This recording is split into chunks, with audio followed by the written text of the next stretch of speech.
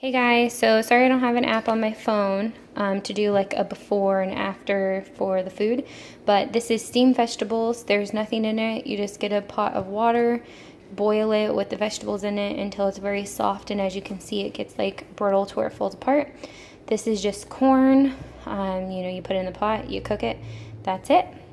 There's no seasoning, no butter, no oil, no nothing on either one of those. You can put stuff on them if you'd like to, but then it just adds to the calories.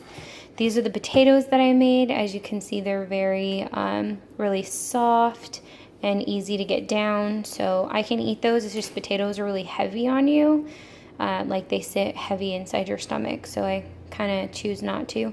But you can add a little salt to them, ketchup, barbecue sauce. They taste really good. And then this is the chicken.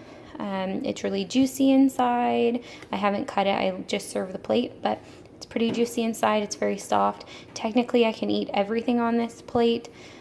Since I did cook it in a soft food way, I'm still hesitant to try certain things since, I'm only 4 weeks post-op. But I just wanted to let you guys see how dinner came out, and let me know if you guys ever make this. All right, have a good night.